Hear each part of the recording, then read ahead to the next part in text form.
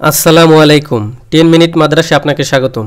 সর্বশেষ জান্নাতে প্রবেশকারী ইবনে মাসউদ রাদিয়াল্লাহু তাআলা আনহু হতে বর্ণিত, রাসূলুল্লাহ সাল্লাল্লাহু আলাইহি সাল্লাম বলেছেন, সর্বশেষ জান্নাতে প্রবেশ করবে এমন ব্যক্তি যে একবার চলবে, একবার হোঁচট খাবে, একবার আগুন তাকে ঝলসে দিবে যখন সে তা অতিক্রম করবে আর তার দিকে ফিরে তাকাবে, অতঃপর বলবে, বরকতময় সেই সত্তা যিনি আমাকে তোমার হাত থেকে নাজাত দিয়েছেন। নিশ্চয়ই আল্লাহ আমাকে এমন বস্তু দান করেছেন যা পূর্বপর কাউকে দান করেননি। অতঃপর তার জন্য একটি গাছ জাহির করা হবে। সে বলবে, হে আমার রব, আমাকে এই গাছের নিকটবর্তী করুন, যেন তার ছায়া গ্রহণ করতে পারি ও তার পানি পান করতে পারি। আল্লাহ তাআলা বলবেন, হে আদম সন্তান, যদি আমি তোমাকে এটা দান করি, হয়তো আবার অন্য কিছু তলব করবে। সে বলবে, না। তাকে ওয়াদা দিবে যে এছাড়া কিছু তলব করবে না। তার রব তাকে ছাড় দিবেন, কারণ সে দেখবে তার উপর তার ধৈর্য সম্ভব হবে না। তাকে তার নিকটবর্তী করবেন, ফলে সে তার ছায়া গ্রহণ করবে ও তার পানি পান করবে। অতঃপর তার জন্য অপর একটি গাছ জাহির করা হবে, যা পূর্বের তুলনায় অধিক সুন্দর। আমাকে এর নিকটবর্তী করুন, যেন তার পানি পান করতে পারি ও তার ছায়া গ্রহণ করতে পারি। এছাড়া আর কিছুই চাইব না। আল্লাহ বলবেন, হে বনি আদম, তুমি কি আমাকে ওয়াদা দাওনি অন্য কিছু চাইবে না? তিনি বলবেন, আমি যদি তোমাকে এর নিকটবর্তী করি, হয়তো আবার অন্য কিছু চাইবে। ফলে সে তাকে ওয়াদা দিবে যে অন্য কিছু চাইবে না। তার রব তাকে ছাড় দিবেন, কারণ সে দেখবে তার উপর তার ধৈর্য নেই। অতঃপর তাকে তার নিকটবর্তী করবেন, সে তার ছায়া গ্রহণ করবে ও তার পানি পান করবে।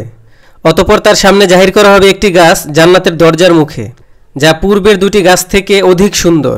সে বলবে, হে আমার রব, আমাকে এই গাছের নিকটবর্তী করুন, আমি তার ছায়া গ্রহণ করব ও তার পানি পান করব। এছাড়া কিছুই চাইব না। আল্লাহ বলবেন, হে বনি আদম, তুমি কি আমাকে ওয়াদা দাওনি অন্য কিছু চাইবে না? সে বলবে, অবশ্যই হে আমার রব, এটাই, আর কিছুই চাইব না। তার রব তাকে ছাড় দিবেন, কারণ সে দেখবে তার উপর তার ধৈর্য নেই। অতঃপর তিনি তাকে তার নিকটবর্তী করবেন। যখন তার নিকটবর্তী করা হবে, সে জান্নাতীদের আওয়াজ শুনবে। এরপর লোকটি বলবে, হে প্রভু, জাহান্নামের লু হাওয়া আমাকে ঝলসে দিয়েছে, এর জ্বলন্ত আঙ্গার আমাকে জ্বালিয়ে দিয়েছে। সুতরাং তুমি আমার চেহারাটাকে জান্নাতের দিকে ঘুরিয়ে দাও। এভাবে সে আল্লাহকে ডাকতে থাকবে। তখন আল্লাহ বলবেন, আমি যদি তোমাকে এটা দিয়ে দেই, তবে তুমি অন্যটির প্রার্থনা করবে? লোকটি বলবে, না আল্লাহ, তোমার ইজ্জতের কসম, আর অন্যটি চাইব না। সুতরাং তার চেহারাটা জান্নাতের দিকে ফিরিয়ে দেওয়া হবে। এরপর সে বলবে, হে প্রভু, তুমি আমাকে জান্নাতের দরজার নিকটবর্তী করে দাও। আল্লাহ বলবেন, তুমি কি বলনি যে তুমি আমার কাছে আর কিছুই চাইবে না? আফসোস তোমার জন্য আদম সন্তান, তুমি কতই না গাদ্দার। সে এইরূপই প্রার্থনা করতে থাকবে। তখন আল্লাহ বলবেন, সম্ভবত আমি যদি তোমাকে এটা দিয়ে দিই, তবে তুমি অন্যটি আমার কাছে দাবি করবে? লোকটি বলবে, না, তোমার ইজ্জতের কসম, অন্যটি আর চাইব না। তখন সে আল্লাহ তাআলার সঙ্গে এই মর্মে ওয়াদা করবে যে সে আর কিছুই চাইবে না। তখন আল্লাহ তাআলা তাকে জান্নাতের দরজার নিকটবর্তী করবেন।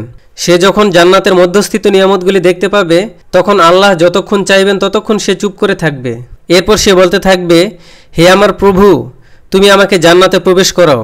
তখন আল্লাহ বলবেন, তুমি কি বলো নাই যে তুমি আর কিছুই চাইবে না? আফসোস তোমার জন্য হে আদম সন্তান, তুমি কতই না গাদ্দার। লোকটি বলবে, হে প্রভু, তুমি আমাকে তোমার সৃষ্টজীবের মাঝে সবচেয়ে হতভাগ্য করো না। এভাবে সে প্রার্থনা করতে থাকবে। পরিশেষে আল্লাহ তাআলা হেসে ফেলবেন, আর আল্লাহ যখন হেসে ফেলবেন, তখন তাকে জান্নাতে প্রবেশের অনুমতি দিয়ে দিবেন। অতঃপর যখন সে জান্নাতে প্রবেশ করবে, তখন তাকে বলা হবে, তোমার যা ইচ্ছা হয় আমার কাছে চাও। সে বিভিন্ন আর্য করবে, এমনকি তার আকাঙ্ক্ষা শেষ হয়ে যাবে। তখন আল্লাহ বলবেন, এগুলো তোমার এবং সমপরিমাণও তোমার। হযরত আবু হুরায়রা বলেন, ওই লোকটি হচ্ছে সর্বশেষ জান্নাতে প্রবেশকারী লোক। এজন্য প্রত্যেক বনি আদমের উচিত আল্লাহর রহমতের প্রতি অগাধ বিশ্বাসের পাশাপাশি তার সাহায্য চাওয়া। আল্লাহ তাআলা আমাদেরকে তার রহমতের উপর অবিচল থাকার তৌফিক দান করুন। আমিন।